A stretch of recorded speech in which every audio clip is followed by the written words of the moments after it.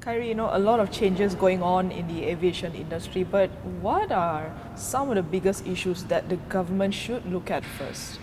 Well, I think from the signals that we have seen from the government, there are many fronts that they're looking at. On the regulatory side, there is the Malaysian Aviation Commission, or Yeah, MAVCOM, MAVCOM. and the government has confirmed that it is considering whether to restructure Or abolish it.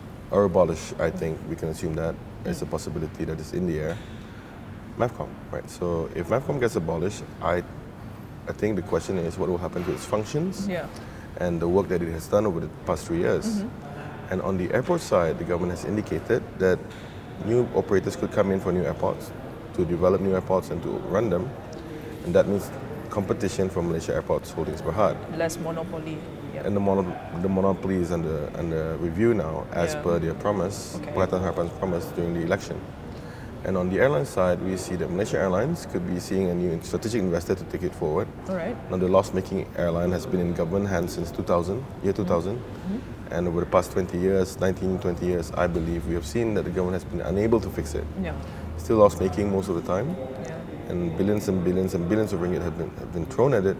And it's still like that. Deadline is looming as well. Exactly. Yeah. And now we are entering a phase where the turnaround has been acknowledged as having failed. Yeah.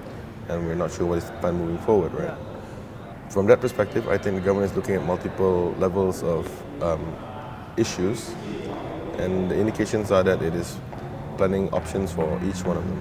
Okay. But the thing is, what exactly is pulling the industry down? Like what Hazana pointed in their report, right? It's overcapacity. But is there more to it?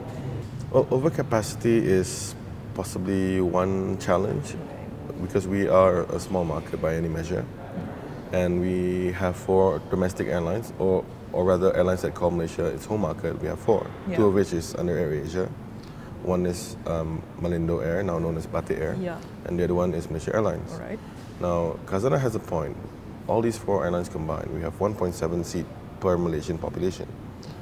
And of course, not all Malaysians fly, and hence it could be more severe than that. But on the other hand, I think if you look globally these days, airlines that are surviving or thriving do not rely on their home market populations alone. And I think in that regard, Malaysia Airlines, government-owned, has struggled to expand its revenue pie from Malaysia to a more regional landscape, which I think Khazanah has conceded in its testimony to the Public Accounts Committee, according to the transcript released last week.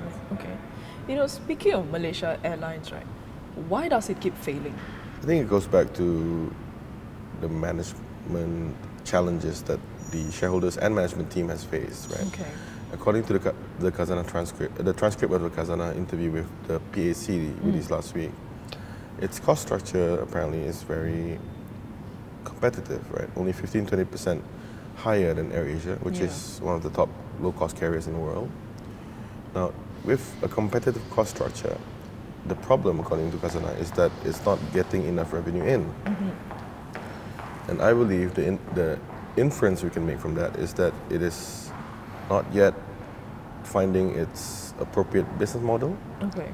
You have to know what your business model is and who your customers are before you can start charging appropriately. Because like what you said, there was a weird phase where they tried to be AirAsia charging less, but it didn't work. Yes, and along the way, because at one point they were trying to fight AirAsia on AirAsia's own terms, despite having a cost structure that is very different, a premium airline, a 5-star airline back then. Khazanah has conceded that all this cost cutting and whatnot has compromised the quality of the product. And along the way, we all remember how Malaysia Airlines have lost its 5-star status. It's no longer a 5-star airline. And the product has been compromised, the quality of service has been compromised.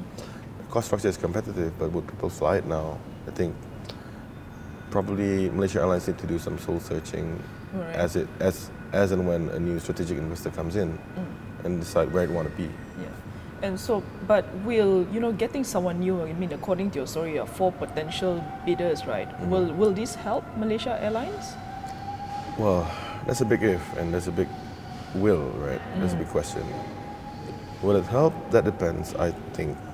Can the new strategic investors help formulate a correct business plan and execute it as well? I think that's the question, and I think that's possibly a big factor in what the government is considering. Okay.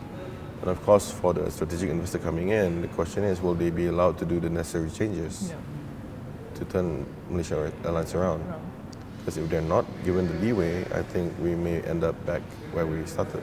For more on the stories, pick up a copy of The Age Weekly at all good newsstands.